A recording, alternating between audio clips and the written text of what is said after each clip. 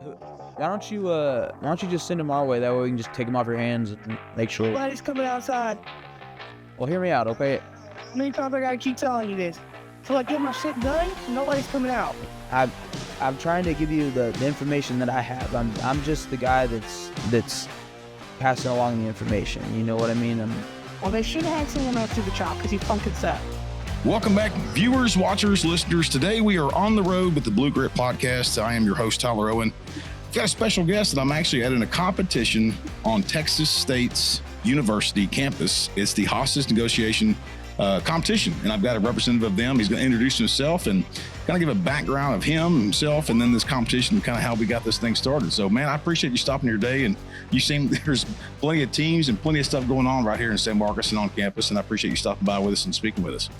Absolutely. Yeah. My name is Duwayne Poorboy. I'm currently a commander with the San Marcos Police Department. My role in this competition is a co-coordinator with Dr. Wayman Mullins. Dr. Wayman Mullins started this competition in 1990. Wow. With 2 teams, and then it kind of grew from there. That's cool. And so this year we have 31 teams that are competing, and the idea is for me to take this over at some point. He's 74 years old, and we want to keep this legacy going. That's cool. We usually start the podcast off and start the guest off and kind of give a background of who the person is, where they worked at, and kind of how they got in law enforcement. So tell us about you, where you grew up, and then how you entered law enforcement profession. So I grew up in Jourdanton, Texas, is south of San Antonio. Oh, yeah. Most people don't know where that is, but Atascosa County. I'm proud to say correct. I can pronounce it now correctly. That's right. And so after graduating from high school, I went to a semester of college at UTSA before joining the Marine Corps. Did 4 years in the Marine Corps, and then came to Texas State. At the time, it was Southwest Texas to go to college in 2002, 2003. And that was the first time that I was introduced to this competition. Dr. Mullins was one of my professors. Said, "Hey, I'm looking for volunteers. We've been doing this competition for a lot of years. Want students to help out." So no law enforcement experience at that point. You just had an interest in this competition. That's right. I wanted to help Dr. Mullins out. He's a fascinating man, and I wanted to get to know him, and I wanted to kind of explore this, and got into this as a student. Right. And then, of course, I joined the San Marcos Police Department, and I had to be on there for a couple of years before I could even apply for the team. So he started not only this competition, but the Hays County negotiation team. Right. And so I was able, after a couple of years, to get onto that team, and I served in various roles over a series of several years. I want to say, I think it was 15 years, and I was ultimately going to be the team leader and before promoting.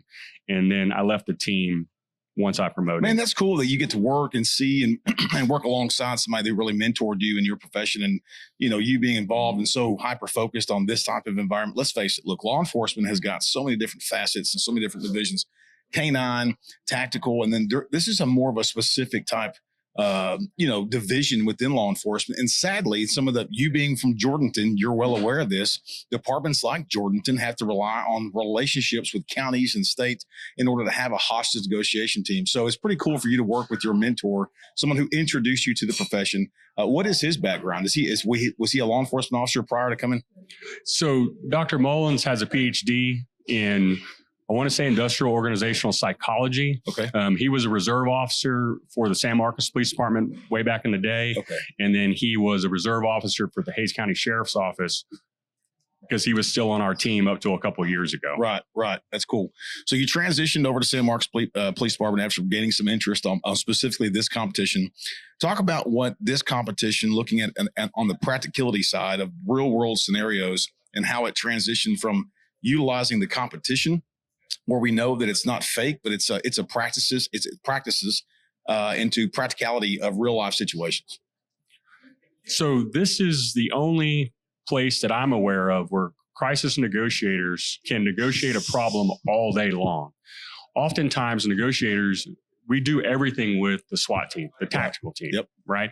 And so oftentimes, whenever you plan scenario training, what happens is you negotiate for a short amount of time, and then SWAT needs to do what they need to do. Yep. This situation is, this competition doesn't allow that. As a matter of fact, I tell the teams, I'll give you the schematics of the building, but SWAT's not coming in no matter what. you're going to negotiate this. So this is an opportunity for these teams to work through a problem. He has quite an imagination. I'll leave it at that.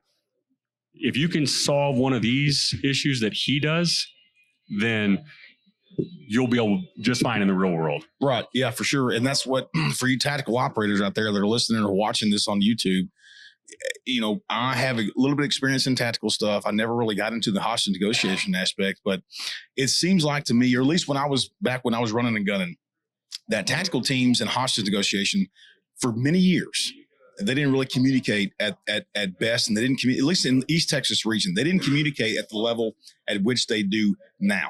And what I mean by that is that they didn't practice together. They didn't train together oftentimes as they should. What were your experiences, or what have you seen in the profession that has grown the relationships between tactical operations and tactical units in this realm of hostage negotiators? So, of course, there's still that kind of rivalry, for lack of a better word, but we have gotten much better over the years. And I would say, if you're not training with your negotiators or with your TAC team, depending on what side of the aisle you're on, you're doing it wrong. Because the reality is that you can never get enough training. But you don't want a real deal hostage situation to be the first time that you try to deliver the throw phone or do anything else that could cost someone their lives. And that's why I think this is so important, right? Yep. Lives are on the line. Correct. And this isn't me being dramatic. This is a fact. Yeah. At that, and we have a lot of listeners that aren't in law enforcement. And the realization is that we may call this hostage negotiation, but it's a crisis negotiation. You may have a guy that's in a house that has a felony warrant that doesn't want to come outside. He's in the house by himself. And really it falls on y'all's teams and these teams here today to talk him out and to just resolve it peacefully. And I think that's all law enforcement's goal, but this is more specific training. Yes, that's correct. And I think that calling a team a hostage negotiation team, that's kind of a misnomer at this point, because a lot of what we do, I think the numbers strike out to like 96% are people in crisis, and then like 4% are actual hostage situations that we're dealing with. Yeah. I've never had this conversation with somebody who has as much training as you have. With everything going on in the nation, we've seen some California agencies that are kind of reducing the number of responses to crisis negotiations or crisis situations where a mental health consumer, may need some negotiation or may need some assistance on calling law enforcement. What's your perspective on, providing this type of training to all law enforcement, right? And to the consumer out there, you working in San Marcos and it being such a challenge, because a lot of people in San Marcos are from out of state. They're from different regions of the nation. Let's just face it. Let's just call it what it is. Republican, Democrat, it doesn't matter. The fact is some people really aren't educated on law enforcement. What's your take on how much training the average law enforcement, the American police officer, should receive on crisis negotiation in comparison and contrast to what they're getting today? That's a great question. And that's actually where I typically take these conversations is that we always, in law enforcement, it seems to me, do ourselves a disservice because we say, hey, this is an advanced communication skill. Hey, when you become a negotiator, we're going to provide this training. When you become a detective, we're going to provide interview training for you. But if you really boil down, what does that consist of? Active listening, empathy, building rapport. Those kinds of things are basic negotiation skills, basic communication skills, which we've kind of gotten away from. Yeah. And so this is great specific training, but I'll also say, and my wife may disagree because she knows what I'm up to when I try to use these skills, but these will benefit people in their everyday lives, no matter what they do. Yeah, for sure. Can you give us kind of some insight, maybe an example scenario of what these teams, and for the listener out there and viewer, I know that we don't have cameras today, but I'm sitting there listening or viewing a lot of teams from Texas DPS, San Marcos Police Department, Hayes County, Beaumont, I think is here, Bernie Police Department, a lot of agencies. Give me kind of an example of a start to finish of what they're, you show up with the packet, you're kind of given an outline of what they're expecting, and then walk me through kind of that process of what these teams are going through today. Sure. So we've got basically 2 days, Tuesday and Wednesday. We typically have teams split up in half because we have to have actors. And so basically the day starts with an intel brief. And so what I do is I provide them some bare bones information. Then I have some interviews, some intel audios that basically say, okay, this is the first responding officer. Today was a custodian that was inside this school board room. Provide those and then say, I'd love to provide you. I know you have lots of questions. However, I have no answers for you. Give them a phone number for one of the hostage taker, which is going to be typically a college student, is the actors. We get them mostly from criminal justice, the School of Criminal Justice here. And they make the phone call and they start working the problem. One of the things that I provide them before I cut them loose is a flash drive. We want them to be honest and not listen to all the audios, but there's literally like 30 audios on there. And the goal is to have them go to the intel table. It's usually staffed by a couple people. They say, hey, I want to talk to this person's wife. If that person's on the list, they'll say, hey, go listen to audio in. They'll listen to audio in. Audio in may lead you to audio R, to another person. Wow. Or it might just be kind of a red herring. You never know. Yeah. And throughout the day, as we would negotiate, as we would collect intelligence, the goal is to try to get all of those folks, the right people, interviewed, right, so that we can try to solve this problem. The more we know about a hostage taker, the better off we're going to be to communicate with them. Right. So lots of times, cops being resourceful, we'll try to be like, hey, I want to talk to anybody related to this person. We don't allow that. So they got to be a little bit more specific. That's cool. While they're going through that. And so, each team is having to solve this problem. So some of them do really well with intelligence. Some of these teams have tons and tons of people. So that helps too, right? Yeah, for sure. If you've only got 3 people, it's very difficult. Yeah. But we've seen people show up with 3 to 5 members. We don't tell them, hey, you have to have this many members. It just makes it easier. Yeah. The other part of this, and I think this is the most critical part of this competition, is that we bring judges mostly from Texas, but we actually have some from around the country and even around the world. For example, we have a gentleman that ran the negotiation team for the Scottish National Police. Oh, wow. And now he is the lead negotiator for the Jesuits. Oh, wow. We have a gentleman from Germany who is head of their national team. And then we have a couple guys from Austria that are also part of this negotiation competition. So they're providing feedback for the teams. Yeah. They basically let them negotiate. At the lunch break, they'll provide some, hey, here's some good things that you've done. Here's some things I'd work on. The expectation is they add that feedback in and solve the problem, but they're writing a lot of notes all day long. And our goal is to provide those packets with that detailed feedback right, to the team, so then they can build their training program around how they did. Wow. What's crazy to me is if you process really how big Texas is and look at all the universities, and it's fascinating and should be commendable or commended to San Marcos Police Department in Hays County for always, it seems like everything that law enforcement centralized here in San Marcos, it's always Texas State's always been willing to help out. Texas State's always been willing to kind of partner with law enforcement. And what's fascinating to me is that there's not this relationship with law enforcement and a university is not like this across the state, right? We've got DBU in Dallas. We've got Houston University. And I'm not suggesting that it never happens, but it's so robust and so overwhelmingly, open-handed that, hey, we'll help you out wherever we can. And we've got actors here from Texas State that are helping out the criminal justice majors. And so kudos to San Marcos Police Department in Hays County. Anthony Hippolito being an Austin, retired Austin guy now, but the sheriff of Hays County. But, kudos to your both agencies for always partnering with Texas State. And let's just face it, Texas State for always lending a helping hand as we're here at the facilities now today. Absolutely. This cost us nothing. This building is something we've used, and they don't ask for a dime. That's crazy. There's things that we, have to pay for, but right, you're absolutely correct. We couldn't do this without these facilities. We need all of these rooms. We couldn't go to a hotel for a lot of reasons. Yeah. All these rooms, we've occupied pretty much every room in this building. Yeah. year after year. Yeah. And it seems like For free. this is just one training event that hosted here at Texas State. I mean, throughout the whole year, at least since I've been in this region, I see it time and time again. I was talking to somebody the other day at a Hayes City store up in Kyle, and I was just talking about the overwhelmingly support that Texas State is known for helping out law enforcement. Absolutely. Yeah. Talk about you being a commander and the training that you've received for those commanders that are listening to this podcast right now. Talk about the impacts that it kind of prepares you to make those administrative command decisions and having this training behind your belt and under your belt. And what would you recommend to anybody out there that may be in your position or in their positions in commanding a type of patrol division? What benefits would it be for them to attend some of these kind of trainings?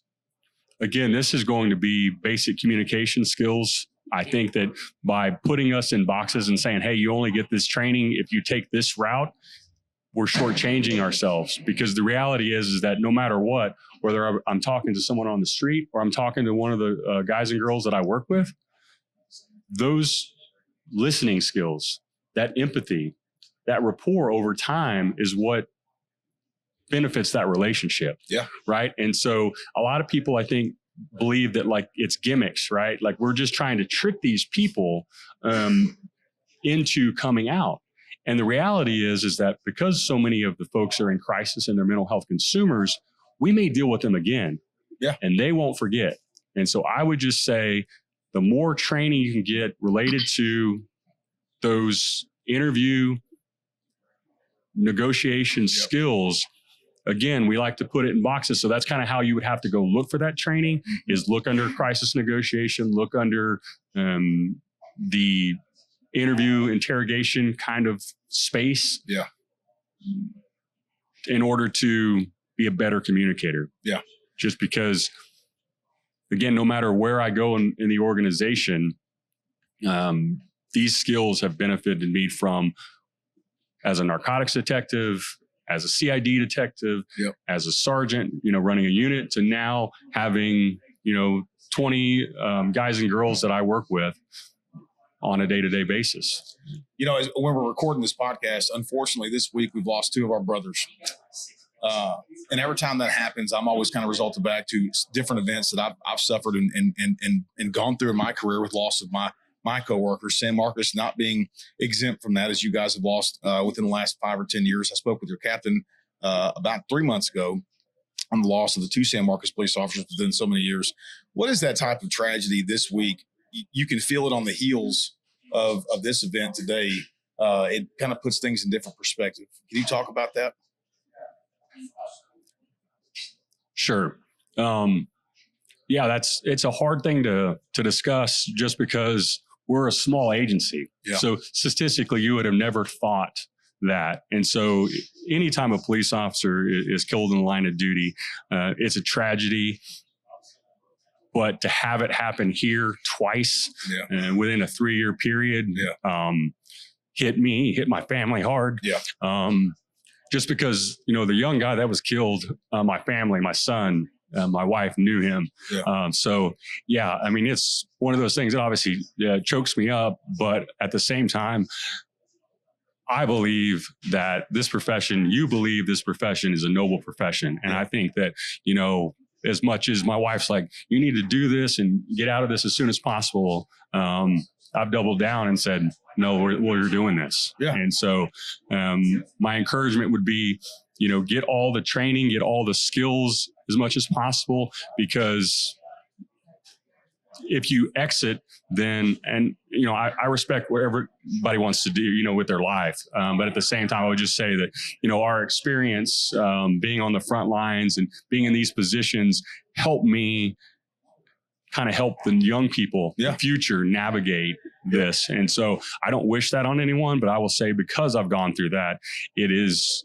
that perspective that now I can add to them to encourage them when times are tough. Well, and again, I'll touch back on to who mentored you and got you involved in this profession, is that you never know who you're going to meet.